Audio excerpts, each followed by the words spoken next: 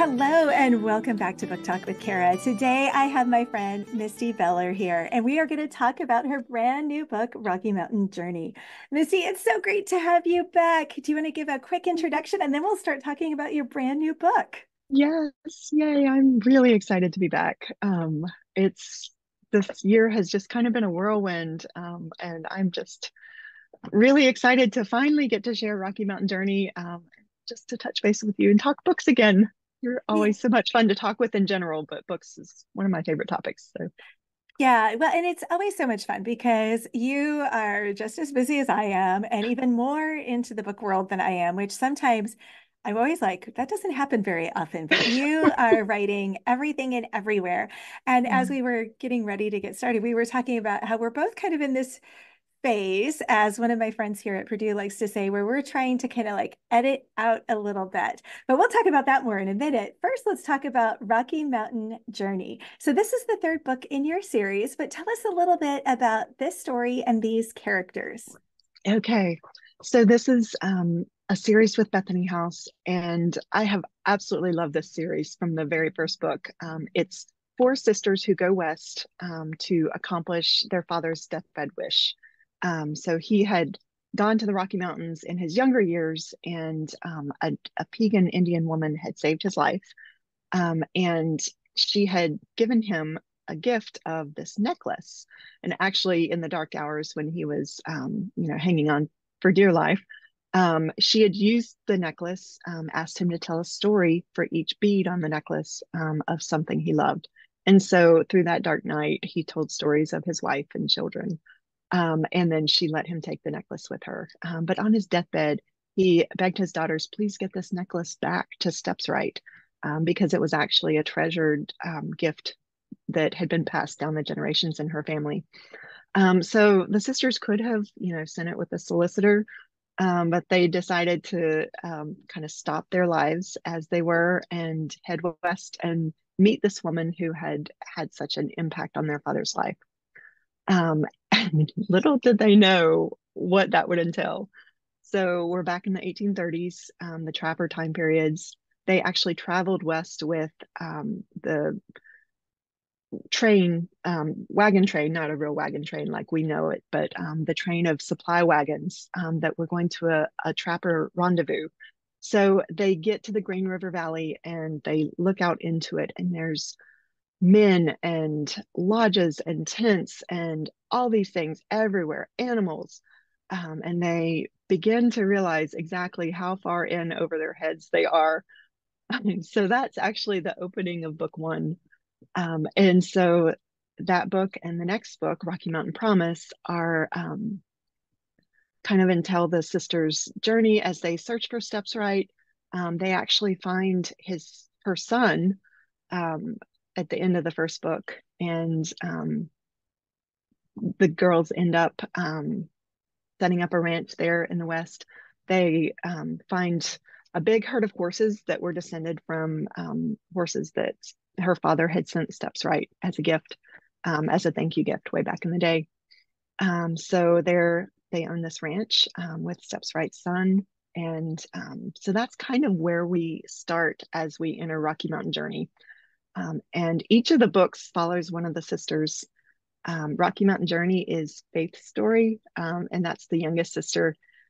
She is the baby in the family, but she's all grown up in this story. So um, she's very daring, not afraid to take matters into her own hands, which is kind of fun. The four sisters are actually patterned after my four girls. We have four girls and a boy, and so it's been really fun. I had thought that I would like use the personalities of my daughters, and in some ways I have, but isn't it amazing how the characters just kind of take a life of their own? Like we think we want them to fit this mold, but they don't. They have their own personalities and quirks, and um, it was really neat. So Faith is frustrated that her sisters have kind of halted the search for Steps Right, and they do have one clue, and so she's determined she's going to go follow this clue, whether her sisters are going to come with her or not. So she ends up going to the rendezvous, to to get some supplies and to track down someone that she thinks will help her follow the clue. And she definitely gets in over her head again, um, as she joins a trapping party and pretends to be a man, because women in that area would have been, it would have been so dangerous. So anyway, I won't tell any more because the rest are spoilers, but I really pray that none of my girls ever do things quite as daring as Faith did. But thankfully, there's a hero who meets up with her not long after the beginning of the story, and he's kind of got her back. Everybody needs someone to have their back. So whether she knows it or not, during the entire journey, they end up working together pretty well. So Oh, I love it. And one of the things I love about your writing is, and you're taking us back to 1830, and the rules and the structures on women are so different, but you've created these women who are still very independent, and they're willing to go do things that are just so countercultural and so kind of like, okay, I'm going to go. I mean, who would be like, oh yeah, we'll just cross the country in 1830 to go find uh, this random Indian woman in the middle of the mountains and wilderness just to honor our father? And yet they do. And so this novel is really a novel of searching. It's Faith's story. Um, and so, and then you've got Grant, who's also searching, again, almost for a needle in a haystack because he's searching for his brother.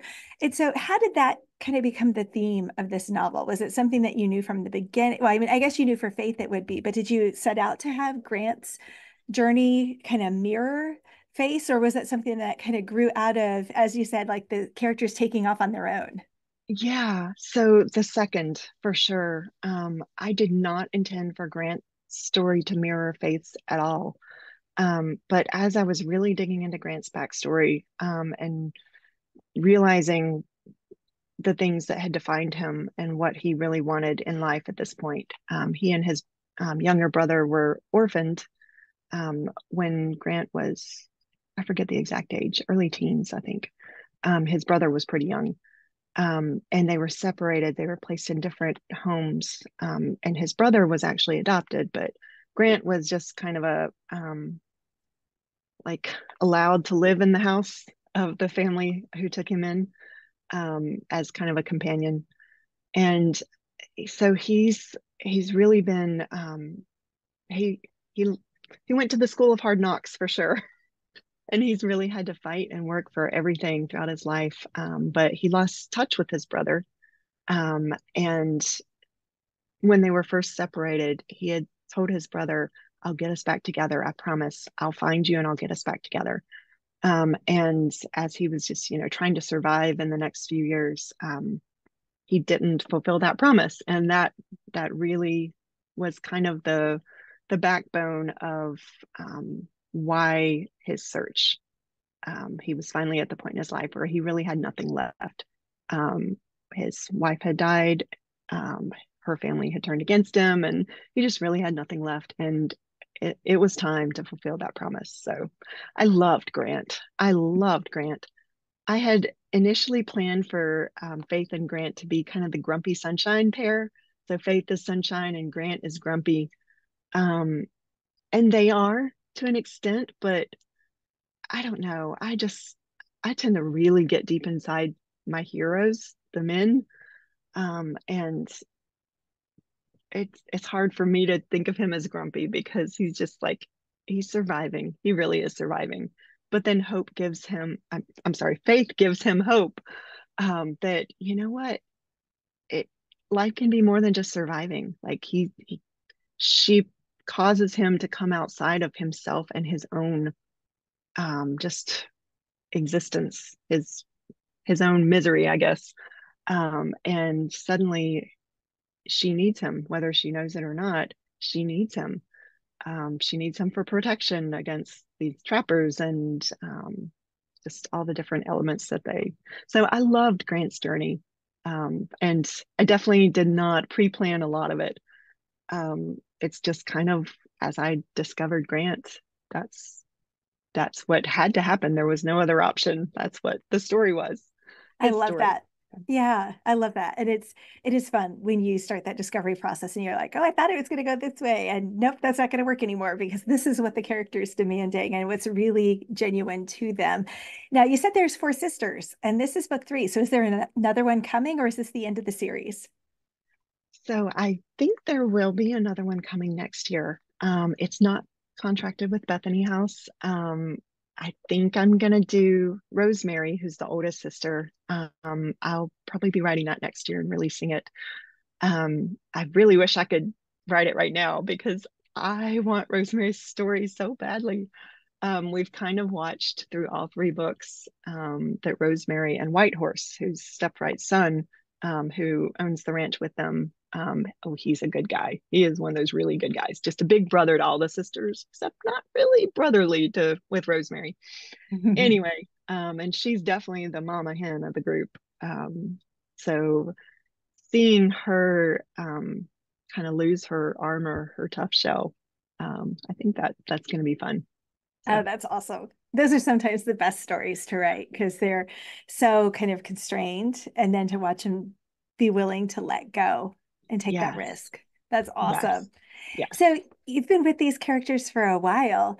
What's next? What do you think you're going to do? Because there's when you reach kind of the end of a series, there's to me that's always unsettling. Like I'm reaching the end of a series right now. I've got to write book three, but that means I also have to start thinking about okay, what's next? What's the next series going to be? And I hate that part. I know some authors love it, and I'm always like, oh, proposal writing, yuck. If there was a proposal writing fairy, I would be so happy. Um, Yes. so what's your process? How do you decide what's next? Oh, this is a really good question with such a convoluted answer in this scenario anyway. So I do think I'm definitely going to write Rosie's story. I wish I could write it sooner than I am, but it's probably going to release in 2025, Lord willing. I have another series that I'm kind of been releasing as we go, The Brothers of Sapphire Ranch.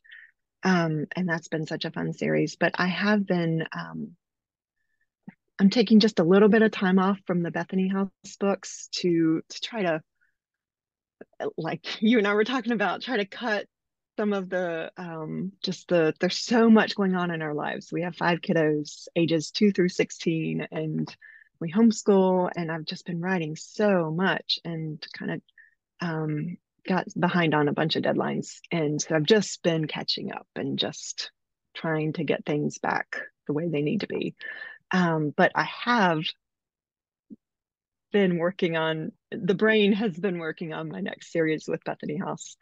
Um, and I can't share it yet because I actually haven't shared it with Bethany House yet. So Yeah. it could change. It could change for sure.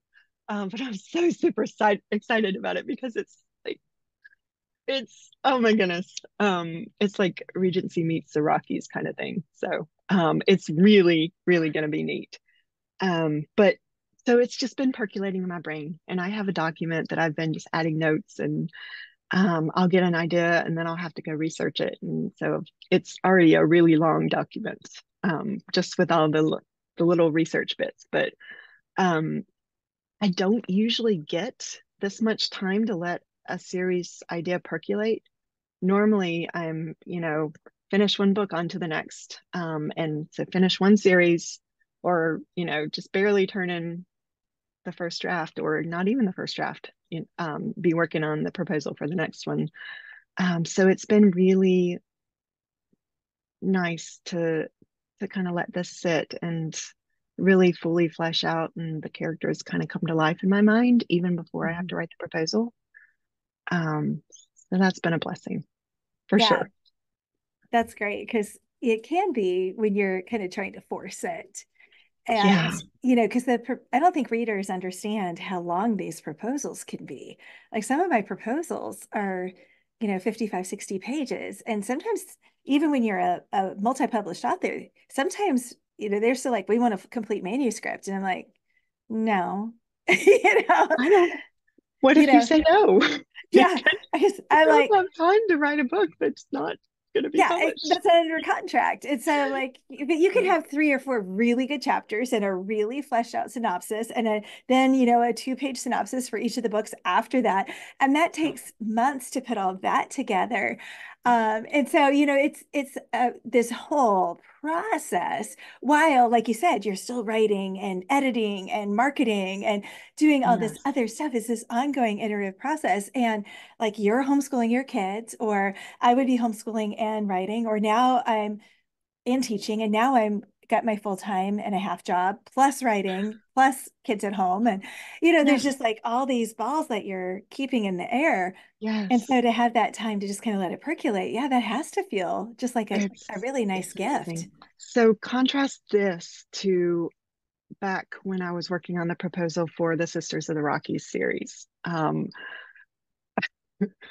It was probably the hardest year that I can remember at all in our lives. I was expecting our fifth baby, and she was kind of the surprise baby. And I'd been sick through that entire pregnancy. The only writing that I got done was um, the last 2 books in my last series with Bethany House, the Brides of Laurent series. I managed to get those written. The last book, I just barely turned it in before I had the baby. But I also needed to get this proposal to Bethany House. And I was kind of, I think Kara, you and I are very similar in that we're like, we'll get it done no matter what.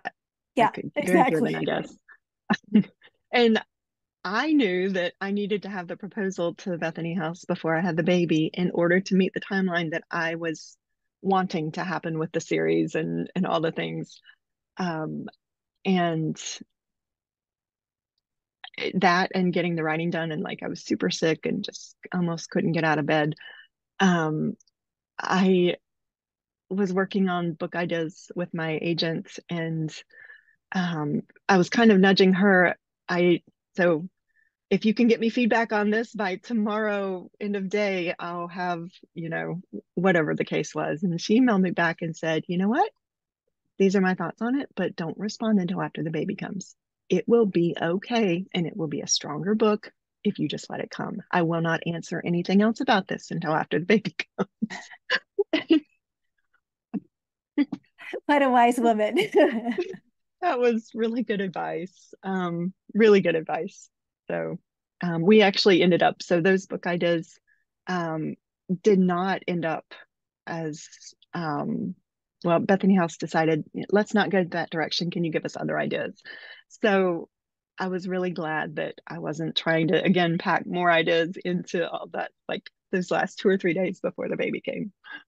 So Yeah. anyway, that's kind of a funny story. So contrast that to this, that I'm, taking several months to get all the things wrapped up, but just it gives time to let the story flesh out. So Yeah. And it's giving ourselves that gift of time. And when you are kind of like, okay, but we're trying to build to something and we're trying to meet readers' expectations of how quickly the books are going to come out, or our own expectations, which sometimes I think mhm. we expect more of ourselves than anyone else does, Yes, that's where it just gets that balancing gets so, so tricky. So, yes. as we're getting to the end of our time together today, what's one piece of advice if you could go back and give your, younger Misty as she's starting writing, what's one piece of advice you'd go back and give yourself? Wow. Oh, it's so hard to like nail it down to one piece. Um, if I had to really nail it down to one piece, I mean, there's all the things of, really learn your craft, soak in the knowledge everywhere you can, get connected to writers groups. ACFW was the first group that I really connected with. And oh my goodness, the learning that happened after that. It was like it opened a whole new world to me. But really, like the one thread that has gone through my entire writing from the first, put it on my bucket list to write a novel all the way till now, has been just praying for God's leading and then waiting on it. And I have not always done that well. Let me just make that abundantly clear. But I can see that the times that I have really leaned in to hear his direction on this next step, or if there's not direction yet, don't do anything. Like the times that I have followed that little inner nudging, um, I can see how he's brought me to this point and how he's just developed um career. I hate to use the word career, but developed my Yeah. writing journey to the point that it is. It's so that would be my advice to anyone. I probably don't need to give that advice to our Christian authors, but that truly is like the one piece that if I lost everything else, I would still want to know God's leading for the next step, because that has been the thing that I can cling to. If I forget how to write a novel, still God will take me to the right next step. Yeah, no, and that's beautiful because I think even when we're actively seeking him, it's so easy to run ahead or It to be like is. Oh, the for me, it timing. is. Yeah, Oh my goodness.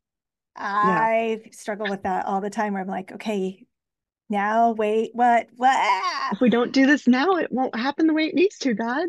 Exactly, Like exactly. So that's he's, beautiful advice. sometimes Yeah, he's the voice of my agent saying, stop, we're not doing any more on this until the right time, or, all the different, exactly. but yeah. Well, thank you so much for joining me today, Misty. And the next book is Rocky Mountain Journey. It comes out on June 18th, and it'll be available anywhere that you like to buy your books. But where can readers connect with you? Where can they learn and stay up to date about all of the things related to Misty and her books?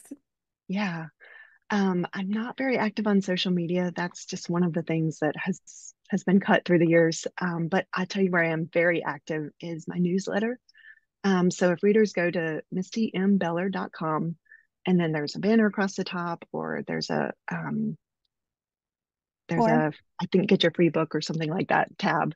Um, and you can sign up for my newsletter there, and I actually give away a free ebook, either ebook or audiobook. Um, and and you'll be signed up for my newsletter, and I send it out usually once or twice a month. But that's really where kind of I share my heart, and I share what's happening with the books, and usually what I'm reading now that I'm really loving. And then you kind of get an inside peek at the family and kind of a little bit of the chaos. Sometimes I'll sneak in pictures of the kids with their latest farm animal purchase, or all the Just crazy life. things. I My love Yeah, it. just life. It's really my crazy life, but it's fun. My goal is to bring a smile to readers with those final pictures. So anyway, I'd love Awesome. love to hear from people there. That's great. Well, thanks again for joining me. It was wonderful to have you today. Thank you, Kara.